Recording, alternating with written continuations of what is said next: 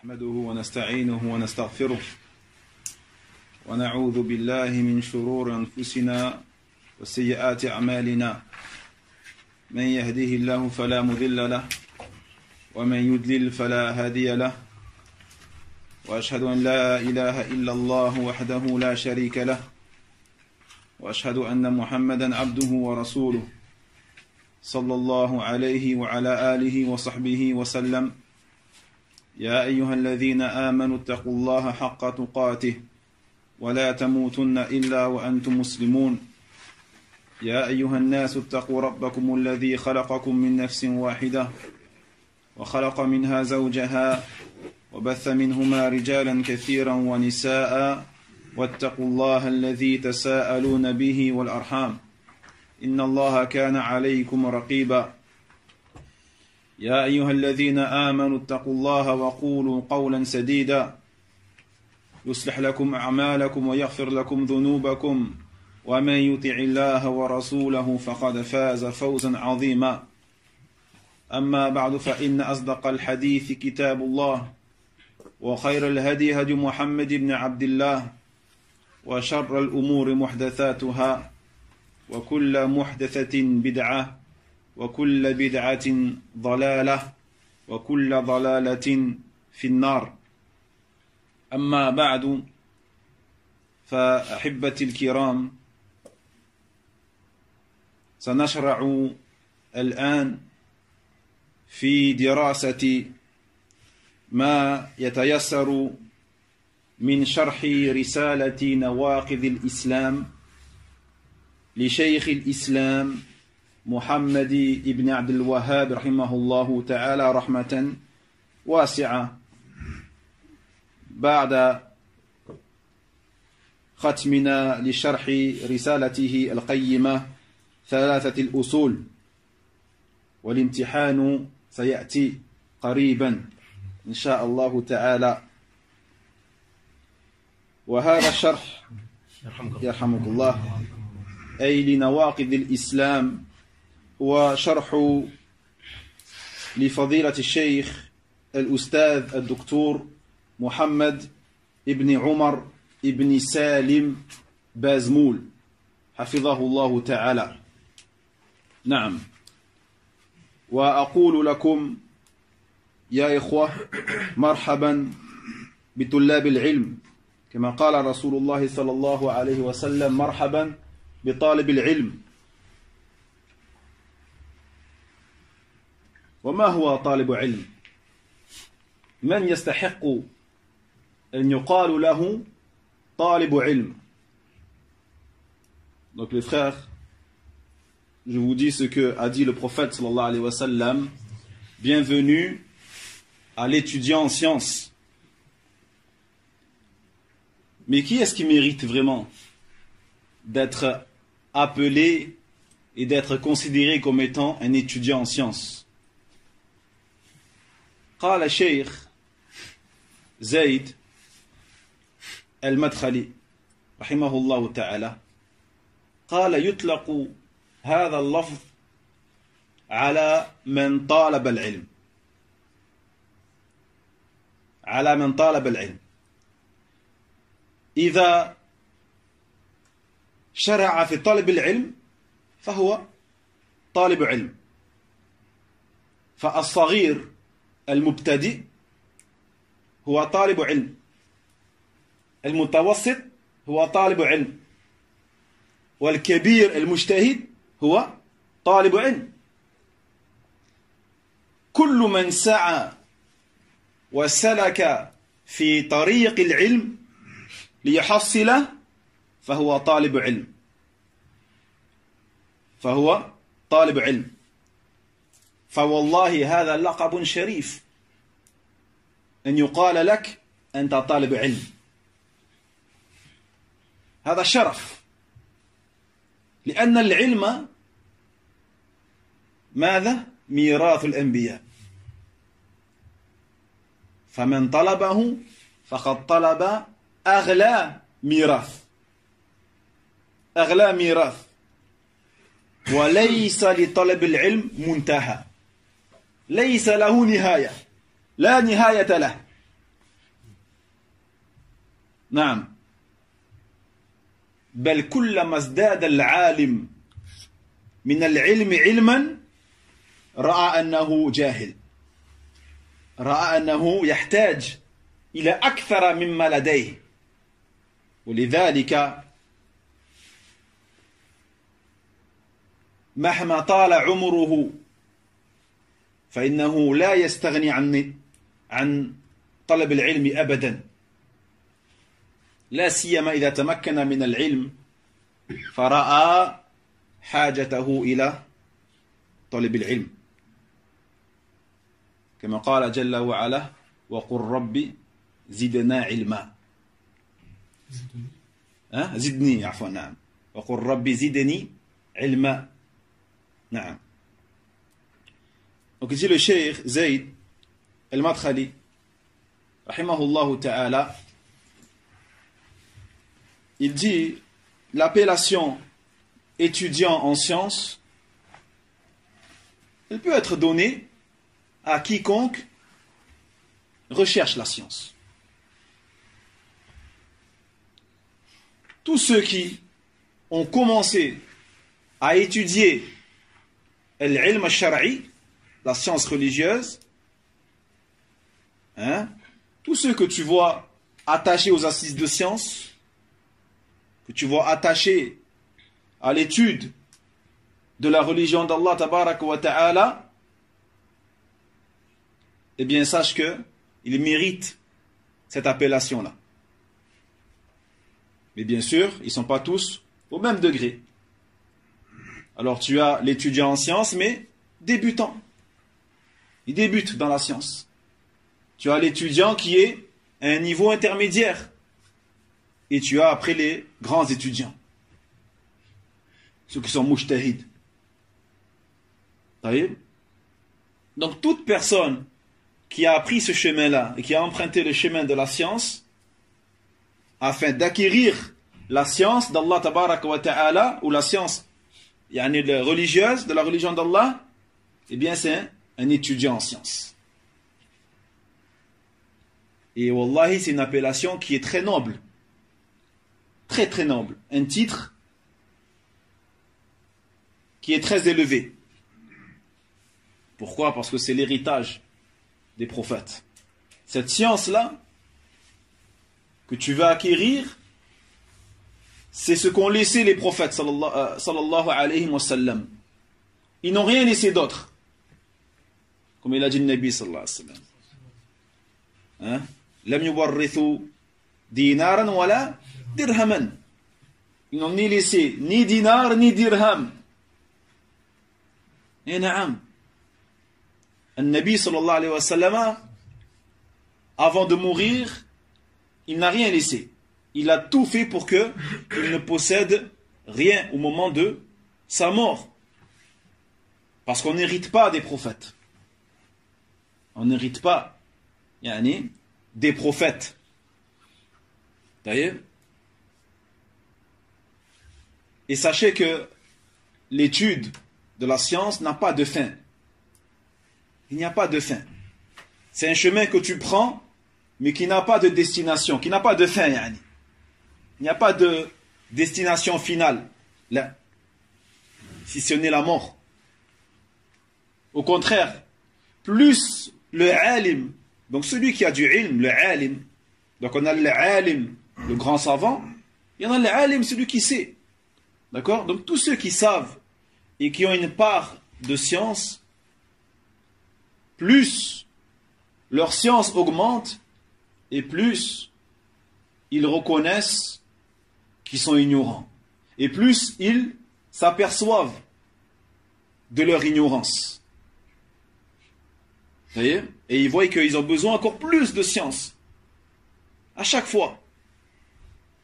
Et ainsi de suite. Quelles que soient les années qu'il a passées dans le ilm. Même si tu le vois, il a la barbe blanche, les cheveux blancs. Il les a passés dans l'étude de la science. Eh bien, plus il avance en âge, et plus il te dira qu'il a besoin d'encore plus de science. C'est pour cela qu'Allah tabaraka wa ta'ala dit, dans le sens rapproché, dit Seigneur, rajoute-moi de la science. Seigneur, rajoute-moi de la science. C'est pour cela que les ulama ils disent que l'étudiant en sciences, il passe par 3 étapes. La première, lorsqu'il est débutant, la personne croit tout savoir. Celui qui croit tout savoir, sache qu'en vérité, c'est un débutant. C'est la preuve que c'est un débutant en fait. Hein? Alors que celui qui est au niveau intermédiaire, lui, il commence à être modeste. Il commence à dire Allahu A'lam. Il est modeste. Alors que celui qui a atteint un gros niveau de ilm, lui va te dire Ana jahil. Moi, je suis un ignorant.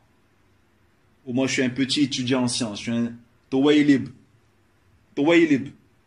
Comme l'a dit Cheikh Al-Albani, rahimahullah ta'ala. Ana tawaylib. Je suis un petit étudiant.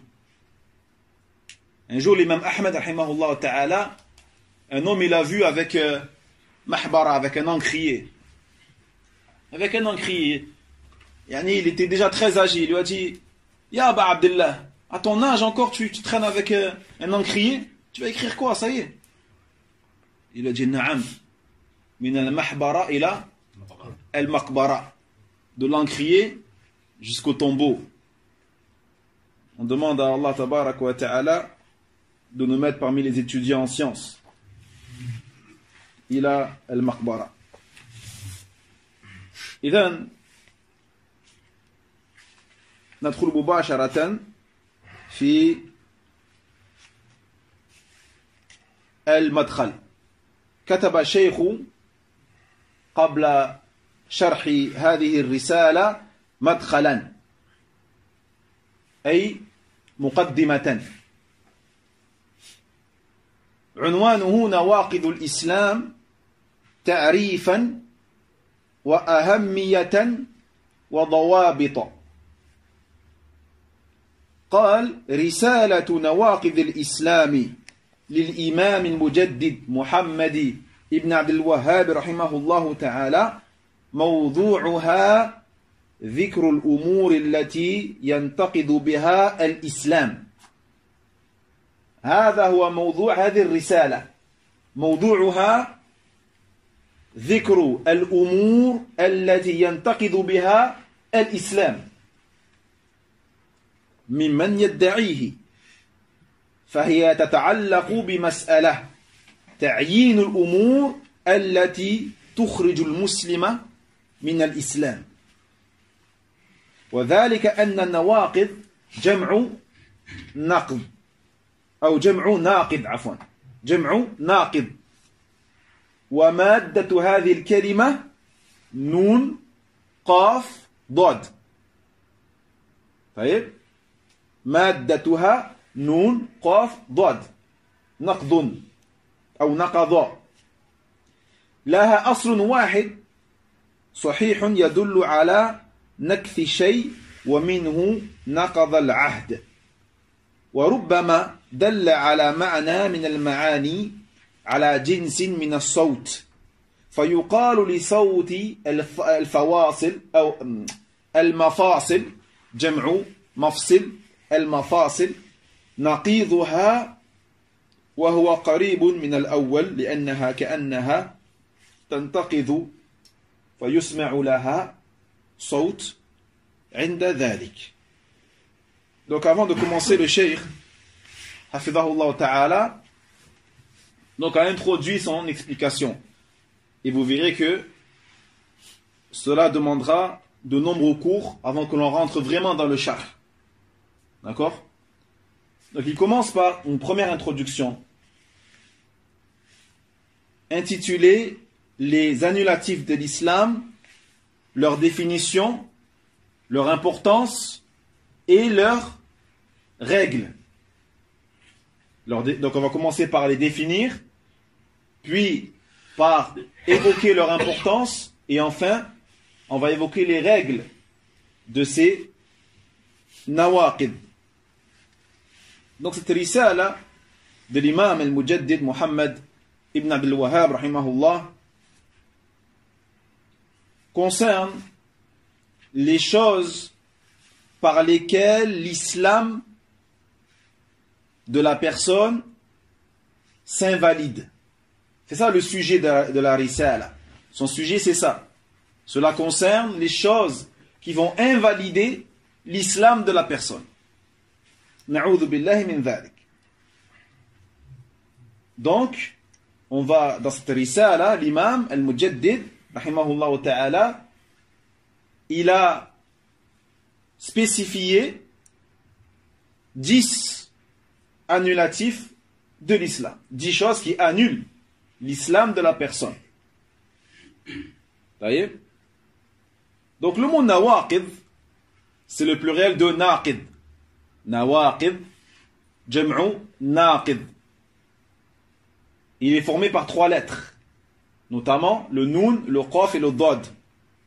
Le noun, le qaf et le dad qui indiquent une signification qui est le fait d'annuler quelque chose, rompre un contrat, rompre un engagement, abroger quelque chose, annuler quelque chose. D'accord? Naqada. Et il y a une deuxième signification qui est possible, il dit le cheikh, celui qui renvoie à un bruit. Un bruit.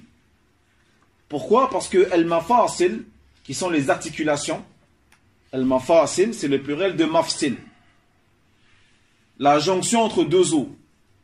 Lorsque deux os se rencontrent, on appelle cet endroit mafsil. Une articulation. Voyez? Et le bruit que font les articulations, ce bruit-là, des fois, quand tu plies, tu craques tes os, eh bien, ça fait un bruit. Ce bruit, on l'appelle naqid. On l'appelle naqid. Donc, ce sens-là, il est proche du premier. Pourquoi? Parce que quand tu fais craquer tes os, c'est comme si tes os se cassaient, se brisaient. Et lorsque toi, tu romps un contrat, tu le brises, tu le casses, le contrat. Comprenez la proximité entre ces deux définitions. وفي الحديث عن عائشة رضي الله عنها قالت قال رسول الله صلى الله عليه وسلم لولا حداثة عهد قومك بالكفر لنقضت الكعبة ثم جعلتها على أس إبراهيم عليه السلام فإن قريشا يوم بنتها استقصرت ولجعلت لها خلفا. نعم. وفي لفظ قال النبي صلى الله عليه وسلم يا عائشة لولا قومك حديث عهدهم قال ابن الزبير بكفر لنقضت الكعبة فجعلت لها بابين باب يدخل الناس وباب يخرجون ففعله ابن الزبير. فعله ابن الزبير. نعم. Il va citer ici un hadith dans lequel le Nabi sallallahu alayhi wa sallam a utilisé ce terme-là, qui est le verbe naqada. Naqada. Le hadith de Aïcha, qui a dit que le messager d'Allah sallallahu alayhi wa sallam a dit: si ton peuple, donc il y a Aïcha, si ton peuple, Quraysh, n'était pas entré en islam depuis peu, s'il n'était pas entré en islam depuis peu, eh bien j'aurais détruit la Kaaba. J'aurais détruit la Kaaba. Donc il a dit naqadtu, naqada. Et puis je l'aurais reconstruite et je l'aurais rebâtie sur les fondations de Ibrahim alayhi salam. C'est-à-dire comme l'avait construite Ibrahim à son époque, avec son fils Ismaïl alayhi salam. Car ton peuple Quraysh, le jour où ils l'ont construite, où ils l'ont reconstruite après qu'elle ait été détruite, eh bien, ils ont été négligents. Ils n'ont pas terminé le travail. Ils ont été négligents. Istaksarat. Et donc, si je pouvais, eh bien, je l'aurais détruite pour la reconstruire et faire qu'il y ait une autre porte à l'arrière. Une deuxième porte derrière. Vous voyez? Et dans une version du hadith, il dit, Ibn Zubayr, que le prophète, il a dit, sallallahu alayhi wa sallam, ô Aïcha, si ton peuple n'était pas nouvellement converti à l'islam, eh bien j'aurais détruit la Kaaba et je lui aurais donné deux portes. Une porte par lesquelles les gens entrent et une porte par lesquelles les gens sortent. Et c'est ce qu'a fait Ibn Zubayr lorsqu'il est devenu khalifa à son époque. C'est ce qu'il a fait. Donc lorsqu'il est devenu khalifa, Ibn Zubayr, qui est le fils de Zubayr ibn al-Awwam, hein, qui est le mari de Asma, qui est l'époux de Asma binti Abi Bakr. Binti Abi Bakr. D'accord? Donc leur enfant c'est Abdullah ibn Zubayr. Et c'est qui Aïcha alors pour Abdullah? C'est sa tante. Khalato.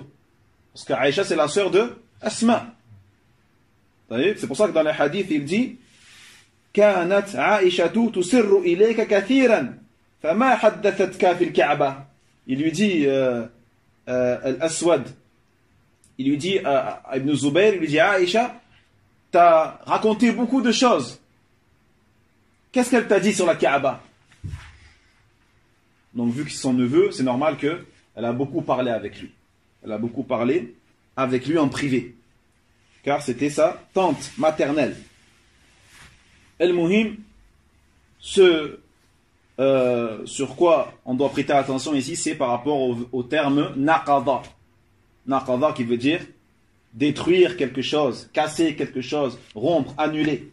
Aïna. إذن قال لنقضت الكعبة أي لهدمتها خلفا باب من خلفها.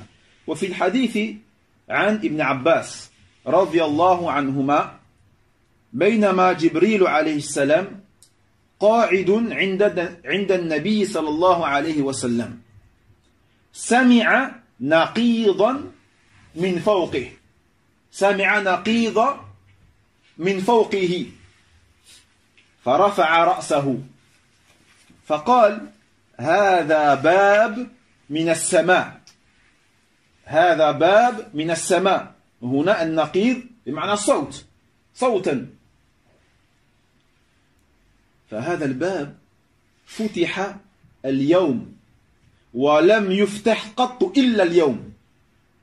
فنزل منه ملك فقال هذا ملك نزل إلى الأرض لم ينزل قط إلا اليوم. الله أكبر.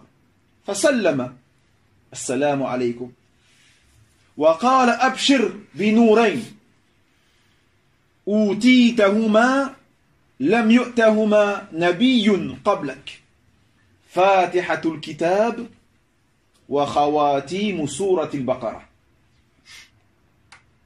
لن تقرأ بحرف منها إلا أعطيته. أخرجه مسلم.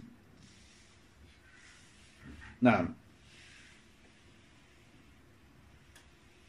Le hadith également de Ibn Abbas radiyallahu anhuma qui a dit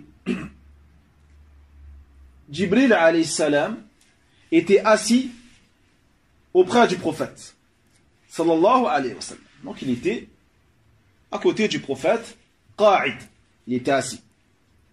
Lorsqu'il a entendu un naqid, un bruit. Naqid, vous vous rappelez, ça peut désigner un bruit. Le bruit que fait les articulations, on l'appelle naqid. Au-dessus de lui. Il a alors levé la tête et il a dit, ceci était une porte du ciel qui s'est ouverte et qui avant cela ne s'était jamais ouverte. et un ange est descendu. Un ange est descendu. Il a dit, ceci est un ange qui est descendu sur terre, qui avant ce jour-là n'était jamais descendu sur terre. Allahu Akbar. L'ange a salué, bitahiyyatil assalam, et il a dit, Abshir, réjouis-toi de deux lumières qui va t'être révélées. Deux lumières qui va t'être révélées. Et ces deux lumières-là n'ont jamais été révélées à qui que ce soit avant toi.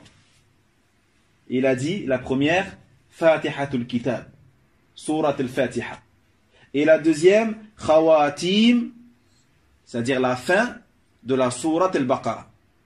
La fin de la Surat al-Baqarah. C'est-à-dire à partir de quel verset? Naam. هذا هو الراجح. Amana. Certains disent Lillahi ma fi samawati wa ma fi al-ard. Les trois derniers ou les deux derniers. Mais al-rajih, c'est les deux derniers. Wallahu a'lam.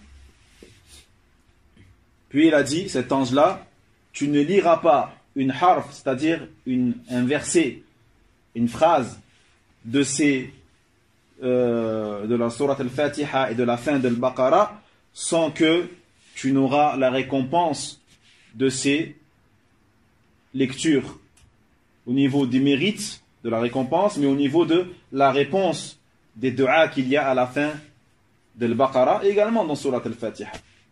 D'accord? Non.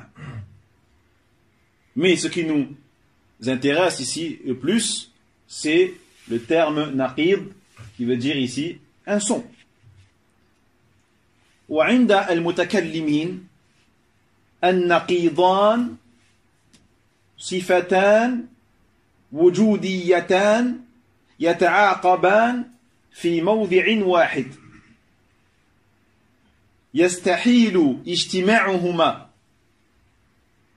فهما لا تجتمعان ولا ترتفعان كالعدم والوجود.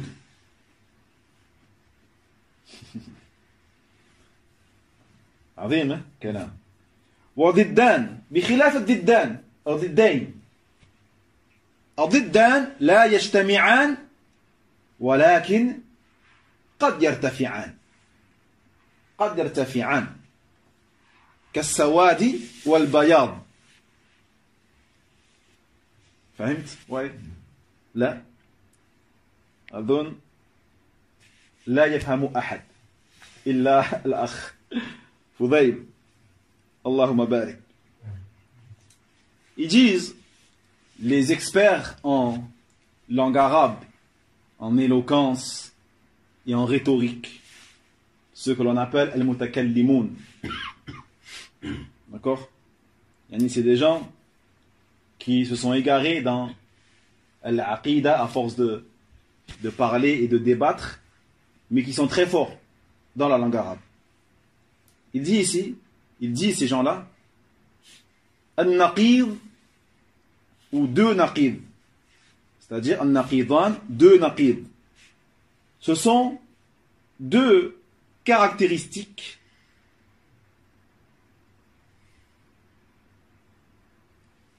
existantes, deux caractéristiques existantes qui se relayent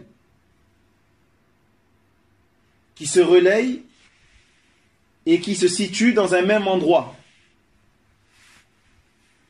mais dont il est impossible qu'elles se réunissent en même temps.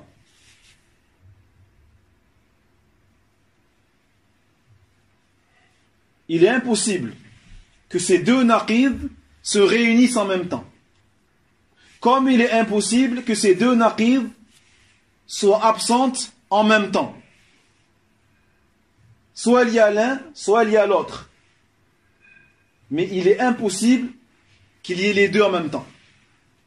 Comme il est impossible que les deux soient absents. Il dit le cheikh tel que al-adam et le wujud. L'existence et l'inexistence. Donc soit la chose existe, soit elle n'existe pas. Vous voyez? Il n'est pas possible qu'elle existe et qu'en même temps elle n'existe pas. Et il n'est pas possible également que ni elle existe et ni elle n'existe pas. C'est soit l'un ou l'autre, obligatoirement. C'est bon pour le naqid? Les frères, c'est bon ou pas? Taïeb. Al-Muhim. Alors que ad-diddan, alors que ad-did, le contraire. Ad-did, c'est le contraire. Alors que le naqid, on a dit, c'est un son ou une chose qui annule. Ad-did, c'est un contraire, un opposé. Les deux contraires, eux, ne peuvent pas se réunir non plus. Mais ils peuvent s'enlever les deux. Ils peuvent s'enlever les deux en même temps. Comme le noir et le blanc. Donc le noir et le blanc ne peuvent pas être ensemble. Mais ils peuvent s'enlever les deux pour laisser place à autre chose. Au vert, au bleu, au rouge, par exemple. C'est bon? Non? C'est quoi que tu n'as pas compris? Non, j'ai pas compris la faïda en fait. Le premier là. Ça, c'est juste par rapport au mot naqid. Le truc, c'est que un naqid, lui, c'est vraiment quelque chose qui va annuler une chose, et qui s'oppose vraiment à la chose et qui annule la chose qui lui est associée. C'est pour ça que l'on dit, lorsqu'il y a un naqid par rapport à l'islam, cela va annuler l'islam. Il ne peut pas y avoir l'islam et un naqid en même temps. Mais forcément, il y a soit l'un, soit l'autre. Tu as l'islam et le kufr. C'est deux naqid. Et l'islam et le kufr. Taïb al-akbar. Donc soit il y a le kufr tout seul, soit il y a l'islam tout seul. Mais les deux réunis, c'est pas possible. Et les deux qui disparaissent, c'est pas possible non plus. Soit il y a du kufr, soit il y a un islam. Il ne peut pas y avoir une troisième chose. Soit l'un, soit l'autre. C'est bon? Tu as compris la faïda maintenant? يقول فالإسلام والكفر نعم فالإسلام والكفر نقيضان لا يخلو المحل من أحدهما أبدا إذا ارتفع أحدهما ماذا خلفه الآخر أي أتى بعده الآخر كاليوم والليلة أو كالنهار والليلة وهذا مع القدرة وعدم المانع. Donc là, comme on a dit encore une fois, ça clarifie encore plus la chose. C'est comme l'islam et la mécréance. L'islam et le kufr. Ce sont deux naqid. Pourquoi? Parce qu'ils ne peuvent pas être réunis en même temps. Vous voyez? Et parce que lorsque l'un s'en va, l'autre arrive direct par derrière. Je pense que là c'est plus clair. Hein? Si le kufr s'en va, c'est que l'islam est là. Et si l'islam s'en va, c'est que le kufr a pris le relais derrière. نعم. ونواقض الإسلام هي الأمور التي تهدم الإسلام وتخرج صاحبها من الإسلام إلى الكفر. والنواقض جمع ناقض والناقض اسم فاعل وهو الأمر الذي يبطل شيء. قال تعالى وأوفوا بعهد الله إذا عاهدتم ولا تنقضوا الأيمان بعد توكيدها وقد جعلتم الله عليكم كفيلا إن الله يعلم ما تفعلون ولا تكونوا كالتي نقضت غزلها من بعد قوة أنكاثا تتخذون أيمانكم دخلا بينكم أن تكون أمة هي أربى من أمة إنما يبلوكم الله به وليبينن لكم يوم القيامة ما كنتم فيه تختلفون.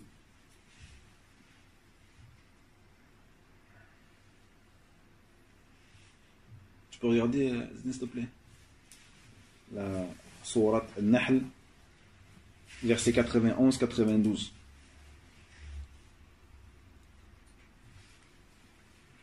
Donc, comme on a dit, Al-Nawaqid, c'est le pluriel de Naqid, qui est un ism fa'il.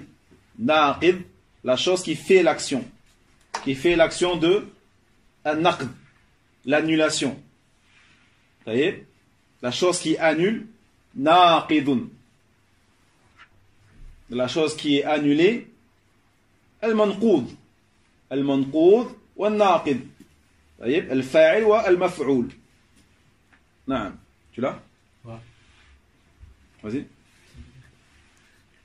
Soyez fidèles au pacte d'Allah après l'avoir contracté et ne violez pas vos serments après les avoir solennellement prêtés et avoir pris Allah comme garant de votre bonne foi. Vraiment, Allah sait ce que vous faites. Encore. Ici. Et ne soyez pas comme celle qui a... Et ne faites pas comme celle qui défaisait brin par brin sa quenouille après l'avoir solidement filée, en prenant vos serments comme un moyen pour vous tromper les uns les autres. Du fait que vous avez trouvé une communauté plus forte et plus nombreuse que l'autre, Allah ne fait par là que vous éprouvez. Et certes, il vous montrera clairement au jour de la résurrection ce sur quoi vous vous opposiez. Barakallahu fik. Donc là, on voit que dans ces deux versets-là, Allah Jalla wa Ala, il a utilisé, donc dans le verset 91, wala tanqudu, donc le verbe naqada, al-aymana, c'est-à-dire ne rompez pas vos serments, ne cassez pas vos serments, d'accord? Et dans le verset 92, lorsqu'il dit wala takunu kallati naqadat ghazlaha min ba'di quwwatin ankatha, c'est-à-dire, et ne soyez pas comme celle qui a défait son tissage et son filage après qu'elle les ait tissés de manière complète. Une fois qu'elle a bien fini, qu'elle a bien serré, eh bien, elle commence à les défaire un par un. Donc cela montre que la personne qui fait ça, premièrement, ça montre qu'elle est jahil, c'est une ignorante. Comment? Après avoir fait tout cet effort-là, toi tu viens, tu défais ton travail. Elle est jahil, elle est zalim, elle est injuste envers elle-même. Elle est safir, elle est stupide. Vous voyez? Naam. C'est comme si tu prends un fil de pêche, très fin, tu fais plein de nœuds, et après, tu essaies de les défaire un par un. Imagine le temps que tu vas passer dessus. Naam. Donc ceux qui font ça, ils ont fait ce qu'on appelle un naqd. Naam. والفقهاء يقولون نواقض الوضوء أي مبتلات الوضوء فنواقض الإسلام مبتلات الإسلام. Les fuqaha, les savants du fiqh, ils appellent les choses qui annulent al-wudu, ils les appellent comment? Nawaqid al-wudu. Les choses qui annulent al-wudu. Comme les nawaqid al-islam annulent l'islam et invalident l'islam. Naam. C'est quoi qui annule al-wudu? Fais une révision quoi. Ça va. Hein? Naam. Kam naqidan awalan? Combien de naqid pour le wudu? 5. Te semble? Non, faut que tu sois sûr de toi, mon frère. Ta'akid. L'ilmu, an takuna muta'akkidan. C'est ça l'ilm. Sinon, c'est du dhan ou du wahm ou du shak. Hein? Et on fera un imtihan aussi pour Manhaj Salikin. Donc déjà pour les 3 fondements, l'examen il arrive. L'examen il arrive, Inch'Allah Ta'ala. Et du coup, pour celui-là aussi, Nawaqid al-Islam, on le fera à la fin. Je vous les ferai passer. Et on va essayer de faire ça pour tous les kitabs qu'on fait, Inch'Allah, tous les kutub. Donc il y a l'apostasie, de la religion. Non. Donc tu as commencé par le 5e. Ridda, l'apostasie, ça annule les ablutions. Donc celui qui apostasie de l'islam, puis qui revient à l'islam, eh bien il devra refaire ses ablutions. Le Fawzan. Ahsant. Al-Kharij min as-sabilayn. Tout ce qui sort des deux voies. d'accord, des deux parties intimes, devant ou derrière. Tout ce qui, que ce soit l'urine ou autre. Voyez? Ensuite, akhi. النوم أحسنت زوال العقل. C'est pas que le nom. Ça peut être d'autres choses aussi. C'est pas que le nom. Donc le fait de perdre l'esprit. Un évanouissement, un malaise, une anesthésie générale. Dans ce cas-là, tu perds el wudu. Ça fait 3. Hein? Pas compris. Ah, الشك. لا. الشك لا يبطل الوضوء. الشك. طيب؟ الشك لا يبطل شيئا. لا يبطل شيئا. اليقين لا يزول بالشك أبدا. أنت تتيقن أنك على وضوء وتشك هل ينتقض وضوءك أم لا، فتبني على الأصل الذي هو الوضوء والطهارة.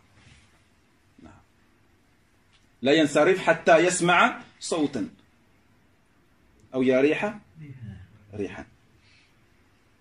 طيب. Ça fait 3, encore 2. مالك. Hein?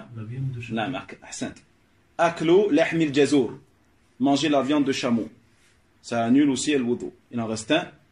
أخي مصطفى. Hein? Non, là ça nécessite de faire le ghusl, ça. Vous voyez? Nous on parle des choses qui annulent le wudu et qui exigent de faire le wudu.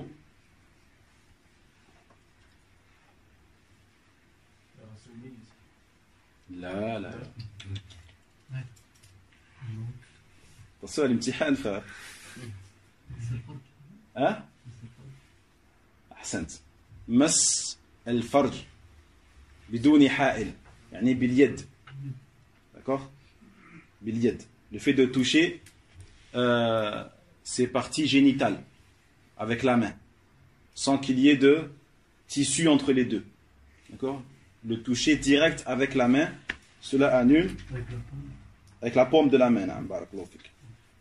نعود ونقول الإسلام. ما هو الإسلام؟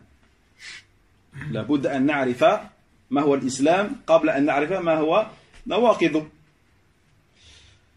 الإسلام هو الاستسلام لله بالتوحيد والخلوص له بالطاعة أو الانقياد له بالطاعة والبراءة من الشرك وأهله. ولفظ الإسلام على انفراد يشمل الإيمان. يشمل الإيمان. فهذه نواقض الإسلام ونواقض الإيمان كذلك. طبعا الإسلام c'est, je pense que la définition est connue de tous, bi'idhnillah, ceux qui la connaissent pas, qu'ils l'apprennent par cœur. C'est al-istislamu lillahi bit-tawhid. La soumission à Allah par le tawhid. Et son asservissement, ou l'asservissement à Allah tabaraka wa ta'ala, dans l'obéissance, ou par l'obéissance, et le désaveu du shirk et des mouchriquins, de ses adeptes.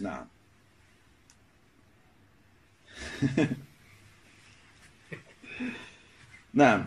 Donc le terme islam, c'est un terme lorsqu'il est cité tout seul,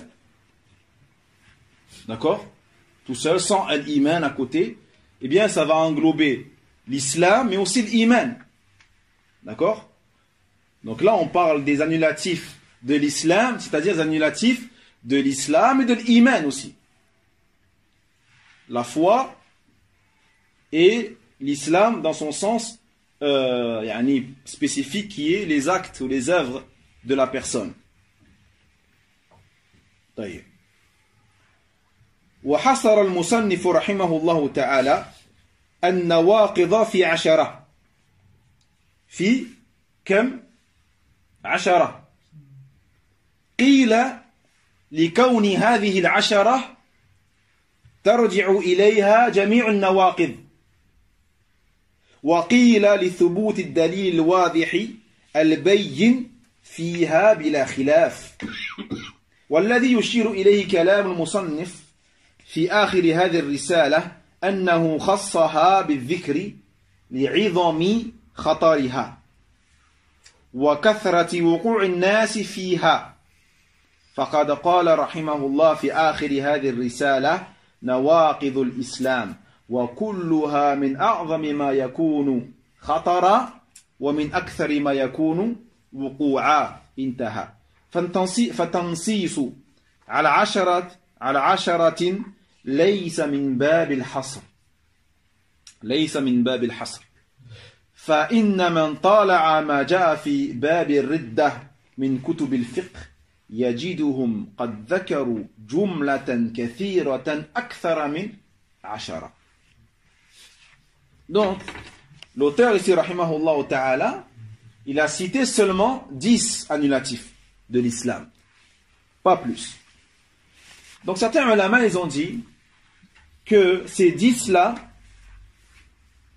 sont la base, en fait, et l'origine de tous les annulatifs de l'islam, quels qu'ils soient. C'est-à-dire que tous les annulatifs de l'islam, toutes les choses qui annulent l'islam de la personne, trouvent son origine et sa source dans ces 10. D'accord? Dans ces 10. C'est comme si ces 10-là sont les racines, hein, et que les autres sont les branches de ces racines. D'autres ulama, ils disent que ces 10-là sont ceux qui sont appuyés et confirmés par des preuves claires sur lesquelles il n'y a pas de divergence.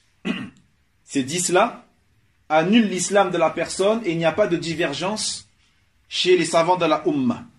Alors que pour les autres nawaqid, il se peut qu'il y ait des divergences entre les ulama. Et la parole la plus correcte, wallahu a'lam, c'est la deuxième. Pourquoi? Parce qu'à la fin de la risala, l'auteur, rahimahullah ta'ala, il dit tous ces nawaqid sont les nawaqid les plus dangereux pour la personne, les plus graves et les plus dangereux. Et ce sont aussi ceux dans lesquels les gens tombent le plus souvent. Ces 10-là, ce sont les 10 dans lesquels les gens tombent le plus souvent. Donc pourquoi il a cité ces 10-là?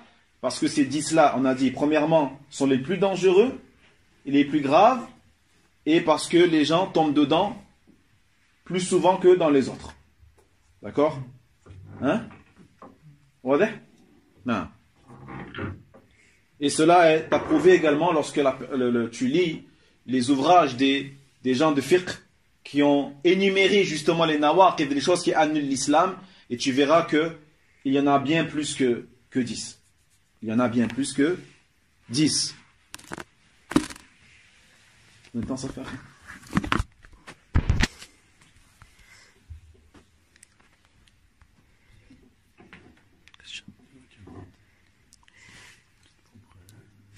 يقول أهمية دراسة هذا الموضوع إن شاء الله 10 دقائق طيب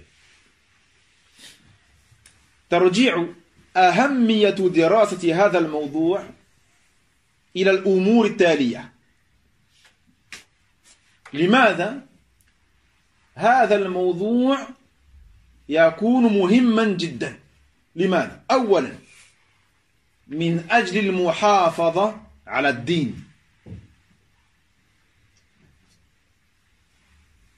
لا ينتقض دينك. أي نعم. فإن حفظ الدين من الضروريات التي اتفقت الشرائع السماوية على حفظها. قال الإمام الشاطبي رحمه الله تعالى اتفقت الأمة بل سائر الملل على أن الشريعة وضعت للمحافظة على الضروريات الخمس. ما هي؟ أنيس؟ الدين العرض والنسب النسل نعم المال المال والنفس النفس العقل أحسنت جزاك الله خير استفدت في محاضرات الشيخ سليمان وعلمها عند الأمة كالضروري وبمعرفة هذه النواقض تعرف الخير من الشر كما قال الناظم عرفت الشر لا لشر لكن لتوقيه ومن لم يعرف الشر من الناس يقع فيه نعم عرفت الشر لا لشر لكن لتوقيه ومن لم يعرف الشر من الناس يقع فيه وبضدها تتميز الأشياء ولهذا أحيانا عندما نعرف كلمة نذكر ضدها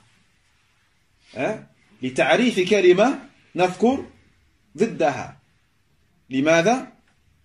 لأن بضدها تتميز الأشياء. Donc, le cheikh ici va nous expliquer l'importance d'étudier ce sujet que beaucoup pensent être un sujet soit qui n'est pas important, dont on n'a pas besoin, ou alors que c'est un sujet qui concerne seulement les ulama, que nous on n'a pas à l'étudier, ça ne nous concerne pas, hein?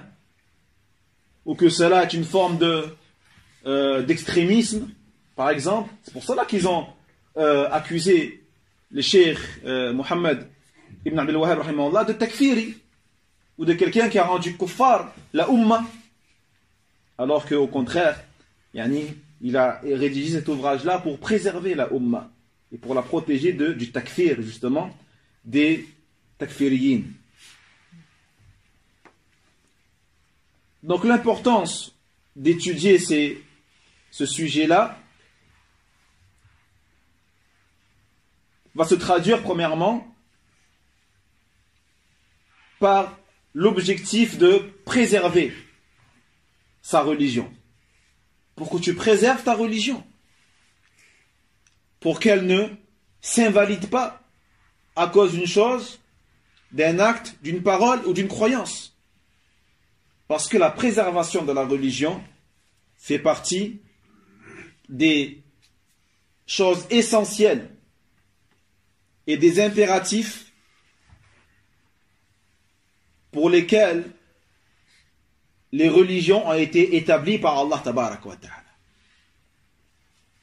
Et ces choses-là, on les appelle al-daruriyat al-khams, les 5 daruriyat, les 5 essentiels qu'on doit apprendre par cœur.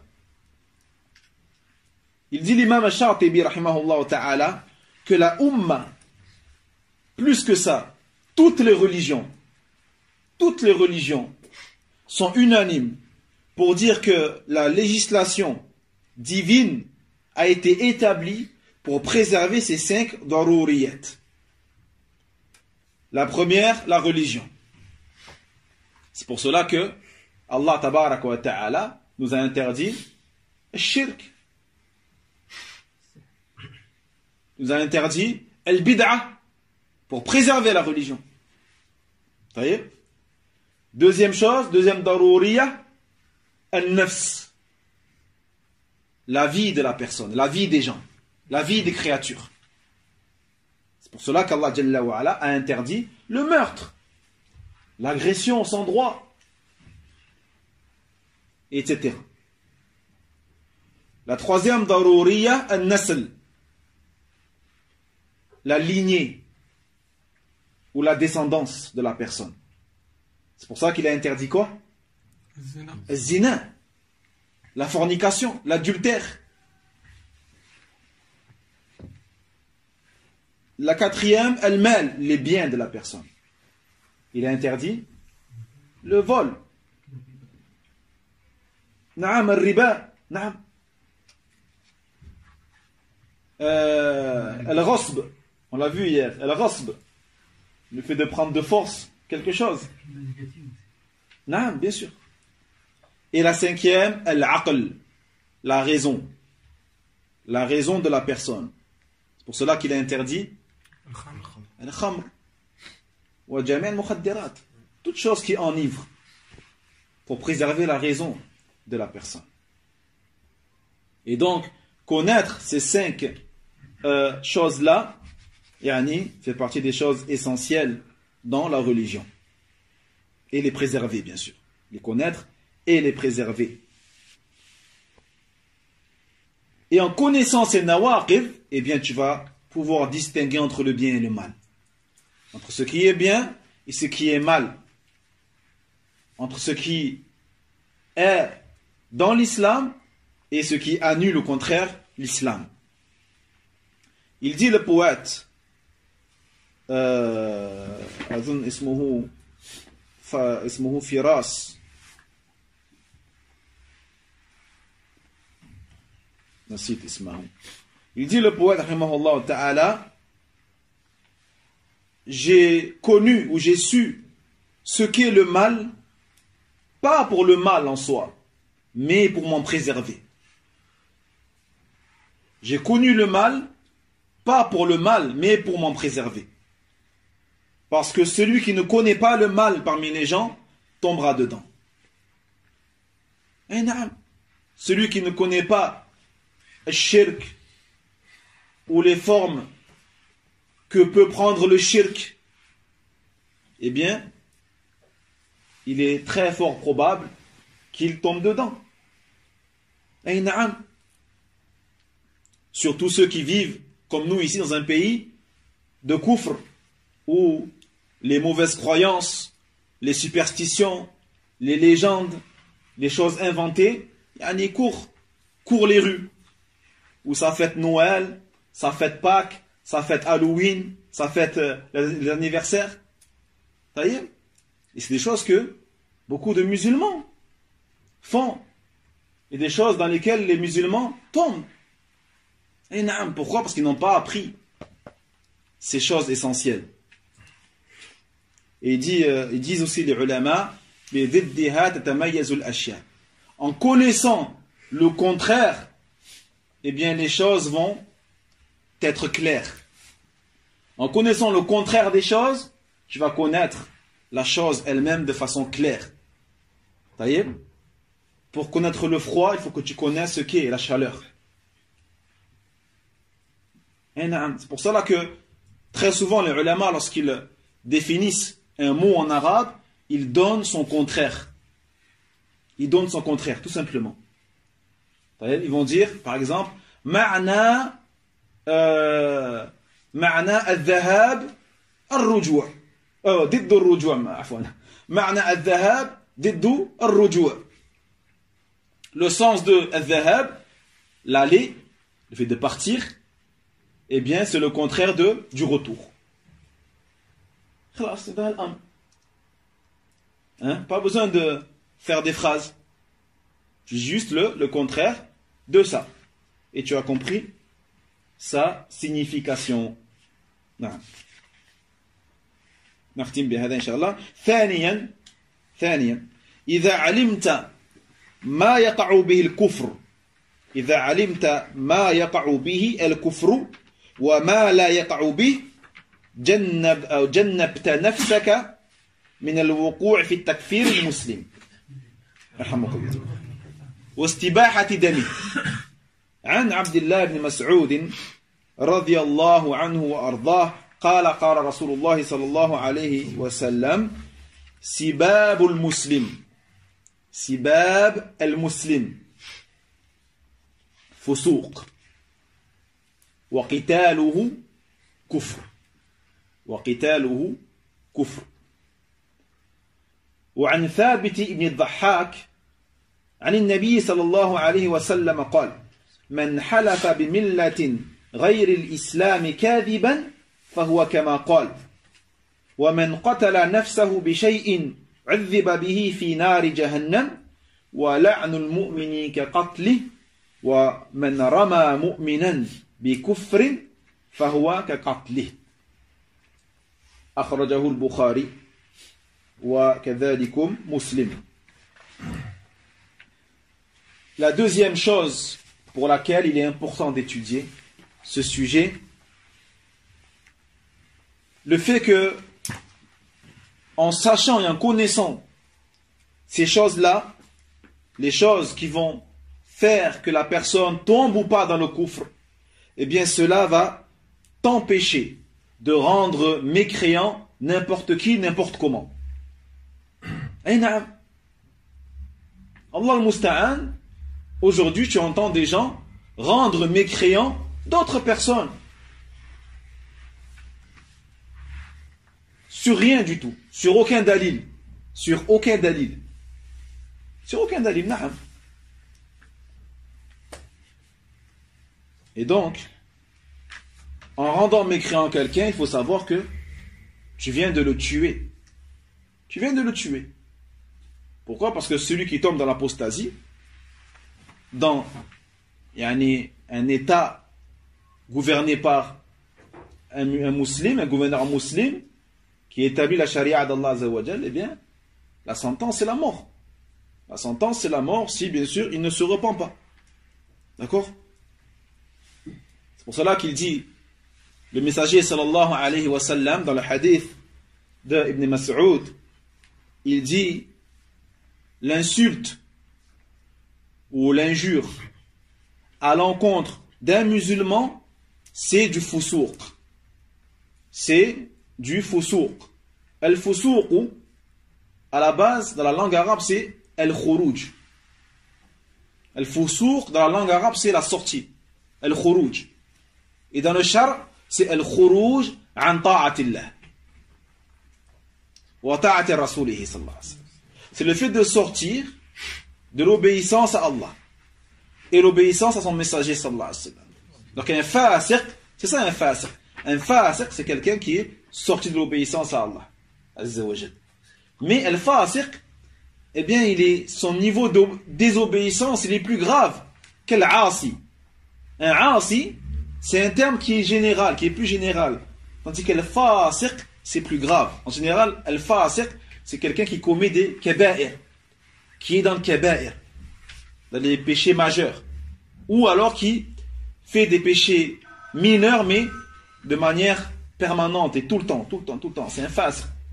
Quelqu'un qui fume, par exemple, la cigarette, tout le temps, tous les jours, c'est un fasiq. Yuqal lahu fasiq. Quelqu'un qui a la barbe rasée, tous les jours, on dit que c'est un fasiq. Vous voyez? Pourquoi? Parce qu'il est dans un péché de manière permanente. 24 heures sur 24. Pratiquement. Non. Et aussi Allah Jalla wa Ala il dit quoi? Wa karraha ilaykum al-kufra wal-fusuqa wal-isyan. OK, il a cité trois choses. La première, la plus grave, al-kufr. La deuxième, al-fusuqa. Et la dernière, la moins grave, al-isyan. Donc on voit que le fusuq c'est plus grave que al-isyan. Wa qitaluhu kufr. Et le fait de combattre le musulman, c'est du kufr. C'est du kufr. Donc là, ce qui est visé par le cheikh, c'est ça. Le fait de le combattre en croyant que c'est un kafir. En disant que c'est un kafir. Taïb. En sachant que combattre un musulman, ici, c'est pas du kufr. D'accord? À ne pas comprendre le hadith, le fait que celui qui combat un autre musulman est tombé dans le kufr. Là. Certains ulama, ils ont dit kufrun asghar. C'est du kufr mineur. D'autres ont dit que car cela ressemble aux actes des kuffars. Ça ressemble aux actes des kuffars qui combattent les musulmans. C'est pour ça qu'il a fait la comparaison ici. Et le hadith de Ibn al-Dhahhak radiyallahu anhu qui a dit que le Nabi sallallahu alayhi wa sallam a dit celui qui jure qu'il est sur une autre religion que l'islam, celui qui jure en disant je suis sur une autre religion que l'islam, même en mentant, eh bien il est comme il a dit. il est comme il a dit. Mais encore une fois, ça ne veut pas dire qu'il est tombé dans le kufr. Ça veut dire qu'il est tombé dans la ressemblance au kuffar en faisant ça. Ou alors c'est du kufr asghar. C'est du kufr asghar. Taïeb? À part c'est des contraires. Ah ouais, c'est des contraires, il n'a rien du tout. Donc son cœur, mutma'innun bil iman. Là, par exemple, quelqu'un qui dit, et ça des fois tu l'entends, malheureusement, il te dit, je suis un yahoudi si je lui parle. Tu vois, genre il veut plus parler à quelqu'un, et pour appuyer son propos, pour dire, il est déterminé à ne pas le faire, il dit, je suis un juif si je lui parle. Ou je suis un nasrani si je lui parle. Hein? Vous l'avez déjà entendu ce genre de propos là? Allah Mousta'an. Hein? Beaucoup. C'est le bled. Aslahahumullah. Aslahahumullah. Aslahahumullah. Donc il dit ici, donc même si c'est en mentant, n'étant pas sérieux ou sincère dans ce qu'il dit, eh bien cela, il dit le prophète, il est comme il a dit. Et celui qui se tue lui-même, donc il se suicide, yani, eh bien il sera châtié dans le feu de l'enfer par la chose avec laquelle il s'est tué. Donc celui qui a sauté yani, de la montagne ou d'un bâtiment, il sera en enfer yani, dans cette situation-là également. Il va sauter et Allah il va le ramener. Il va sauter, Allah il va le ramener, il va sauter. Par rapport à dire qu'on est sur une autre religion que l'islam, tu dis ça par ironie. Même par ironie. Parce qu'on entend beaucoup, genre, quand par exemple on n'est pas d'accord avec quelqu'un, genre ça se peut que la personne elle dit ah d'accord, je suis pas musulman. Là, il joue. C'est un mensonge. C'est un mensonge, non. C'est un mensonge. Allahumma illa idha kana yani su'alan. Sauf si c'est une question. Tu vois? Sauf si tu lui dis yani, pourquoi tu penses que je suis pas un musulman? Là, c'est une question, c'est autre chose. Mais le fait de l'affirmer, là, j'affirme pas, même par ironie ou par. Non, le musulman, il n'est pas ironique. C'est quoi l'ironie? C'est de dire une chose qui n'est pas dire le contraire en fait de la réalité, c'est ça? Ouais, Donc c'est un mensonge. Ça rentre dans la moquerie et tout ça. Non. La juice. Également le fait de maudire un croyant. C'est quoi la malédiction, ikhwa? Ma huwa al-la'nu?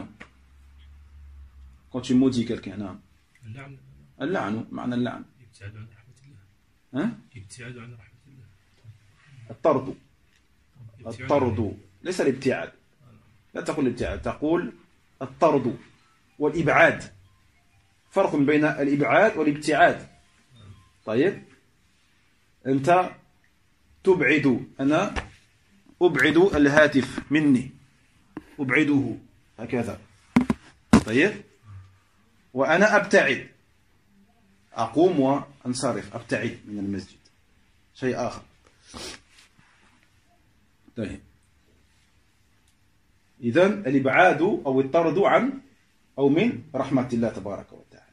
Donc اللعن, la malédiction, le fait d'éloigner de la rahma d'Allah tabarak wa ta'ala. Donc lorsque tu maudis quelqu'un, en fait, tu l'éloignes. Tu l'éloignes, tu demandes à Allah tabarak wa ta'ala qu'il l'éloigne de sa rahma. A'udhu billah. Donc c'est pour ça qu'il dit le prophète sallallahu alayhi wa sallam, c'est comme s'il a tué. C'est comme s'il avait tué. Celui qui est éloigné de la rahma d'Allah tabarak wa ta'ala, ça y est, il n'a plus rien dans... Qu'est-ce qu'il aura dans l'au-delà? Il n'aura rien dans l'au-delà. Car on ne rentrera au paradis que par la rahma d'Allah subhanahu wa ta'ala. La mauvaise invocation ne rentre pas dans ça. C'est quoi la mauvaise invocation? Ben, il y a des gens qui demandent le cancer pour d'autres. Non, mais c'est on entend. Non, mais on entend. La ilaha Allahu a'lam. Non, mais c'est vrai. Hein? Non, mais ça rentre pas dedans. Non, là c'est l'a'n. L'a'n, on a dit c'est quoi l'a'n? C'est pas du l'a'n, ça. C'est pas du l'a'n. Et celui qui accuse son frère, ou un croyant, pardon, de kufr, eh bien c'est pareil, c'est comme s'il l'avait tué. C'est comme s'il l'avait tué. Donc là, c'est juste pour, le shir veut nous dire en fait, la gravité de ne pas connaître ce sujet-là, car cela va t'amener à faire du takfir pour un oui, pour un non. Et à l'inverse aussi, cela peut t'amener également au laxisme aussi. À dire que non, tout le monde il est croyant. Même si il a sacrifié pour Sidi Foulan. Non, c'est un mu'min. Même si il tourne autour d'une tombe, même s'il prie pas, c'est un mu'min. Vous voyez? Donc pour que tu sois sur le wasat, le juste milieu, il faut que tu connaisses ces choses-là pour pas tomber dans les deux extrêmes. Parfois, il y a des gens, quand ils voient des gens musulmans commettre des péchés, des grands péchés, des meurtres, tout ça, ils disent, de toute façon, ceux-là, ils ne sont même pas musulmans. Ils ont cette réaction. Voilà, par exemple. Non, c'est du takfir, ça. Voilà, ils disent, de toute façon, ils ne sont pas musulmans. Ouais, non. Voilà. C'est grave, c'est grave. C'est comme s'il a tué, comme il a dit le prophète sallallahu alayhi wa sallam, il a tué. T'as vu? Ou alors ceux qui rendent mécréants, les gouverneurs. Mais si tu... Ceux qui rendent mécréants, les gouverneurs. Le roi du Maroc, Bouteflika, le